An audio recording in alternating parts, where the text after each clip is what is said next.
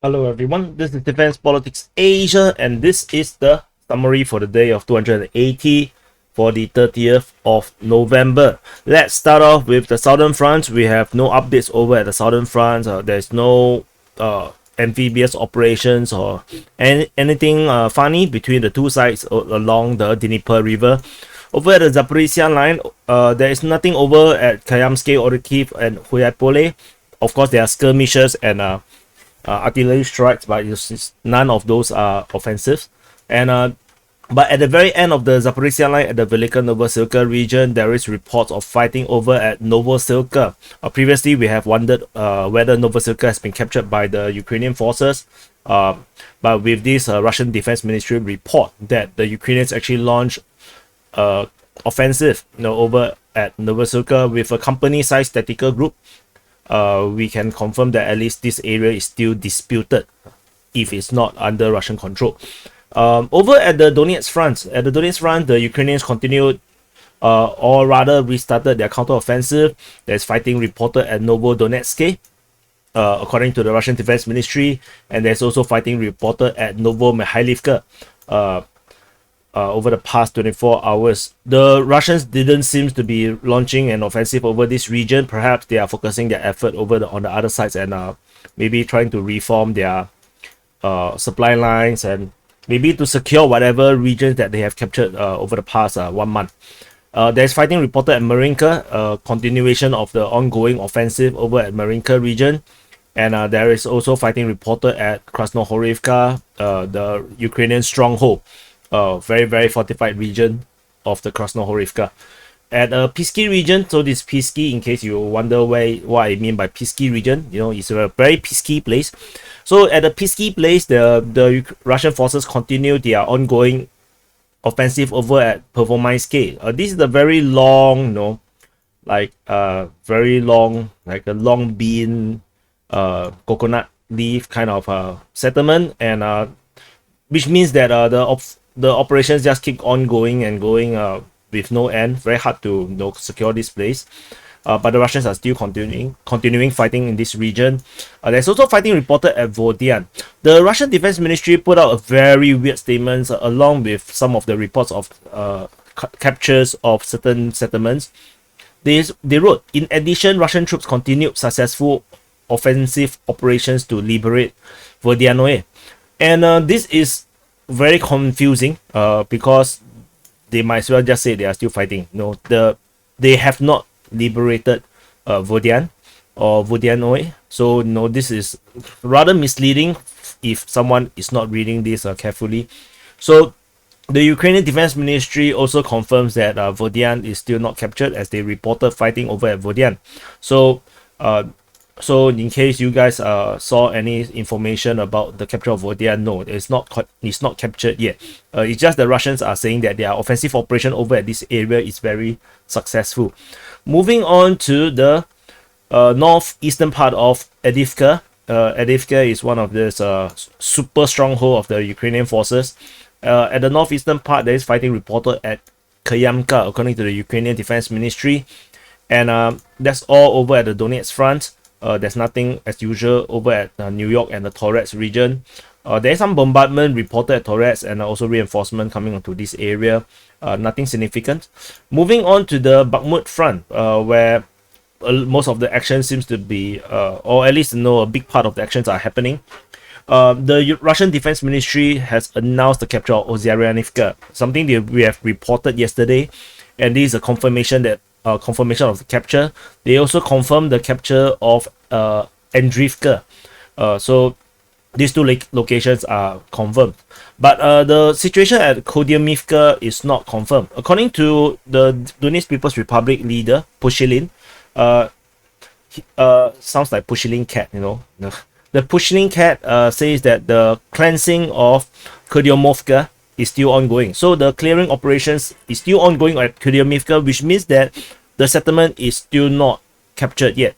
There's probably some randoms of Ukrainian forces still within the town, but it's most likely more or less captured. We will probably see a confirmation of the capture in the next few days. And this information is confirmed, or rather the capture is disputed by both the Ukrainian Defense Ministry and Deep State UA, the pro-Ukrainian source, where the Ukrainian Defense Ministry reported fighting still ongoing at Kudyomivka, whereas Deep State UA simply just said that the town is definitely still under the control of armed forces of Ukraine. They are very sure it's still under. I'm personally not so sure. Moving further up to the Bakhmut region, there is reinforcement of the Ukrainian forces reported. Let me check. Reported over at Bilohora. They are currently preparing this region to start fighting, and there's also reinforcement reported at Opaini. There's no fighting reported at Opaini the past 24 hours. No reports talking about it. However, there is fighting reported at Bakhmut, according to the Ukrainian Defense Ministry. Reinforcement also is reported at Bakhmut. So the Ukrainians are definitely, gearing up for a big fight. This particular information reported by Ryba which is a pro-Russian source, says that these reinforcements are English-speaking mercenaries. So it's very interesting that there is this emphasis that these are either Americans, Canadians, Australians, or British mercenaries. And over at Bakhmut, also the Ukrainian Sukhoi 25 was shot down over at Bakhmut. This is something very rare. We haven't seen this information of shooting down of Ukrainian Air Force assets, for the past at least 1 week or 2 weeks. So, which means that the Ukrainian Air Force is still operating, but probably in a very limited capacity. Moving up north at Soledar region, we do not have any reports except at Yakovlivka. Also, there is fighting reported at Yakovlivka, according to the Ukrainian Defense Ministry, where the Russians are still ongoing the attack. The Russian Defense Ministry reported that they have captured Bilohorivka. So this is a significant progress. Bilohorivka has been holding up for months, and finally the Russians have finally captured it. However, the Ukrainian Defense Ministry on the same day, or rather the day after, I'm not sure, let me think. Yeah, I mean the day after, which is actually the report from this morning, disputed the capture. But however, I did not put the overlapping because the information is still pretty fresh, and also that the ultimately is talking about area of settlements, so it might not actually be Bilohorivka itself, might be in the area. So we will continue to monitor to see whether if there is a dispute of this information. If the Ukrainian Defense Ministry reported fighting at Bilohorivka again tomorrow, then we will pull back the Ukrainian border to overlap this town over here, or rather village. Over at Sperne, so we are now in the Sivas front. This is Sivas city. So in case you guys are very new to Sivas, so in the Sivas front, yesterday we reported that Sperne has been captured. However, this information is now disputed by Ryba, the pro-Russian source, which I suspect the capture of Sperne was retweeted or so-called reposted by Ryba. So officially by Ryba themselves, they say that the information about the capture is not confirmed. And they say that based on footages from the settlement, they say that at least part of the village is under Ukrainian control. According to a different source that I have watched, or rather I have read, it was said that the Ukrainians are still holding up the western part of Sperne, and the eastern part is actually controlled by the Russian forces. And according to SITREP maps, this is exactly what they say. They say that there is still Ukrainian presence in the western part of the town. So this also suggests that fighting is still ongoing at Sperne. So the capture of Sperne is not yet confirmed. There is fighting reported at Bilohorivka, according to the Ukrainian Defense Ministry, the one at Luhansk. And further up, just across the Seversky Donetsk River, there is fighting reported in the forest north of Serebrianka. So perhaps the information about the fighting at Serebrianka by War Gonzo on the 29th might be actually talking about the one fighting in the forest rather than in the region just around Serebrianka. But we cannot confirm this information, so it might be two separate fights. We do not know.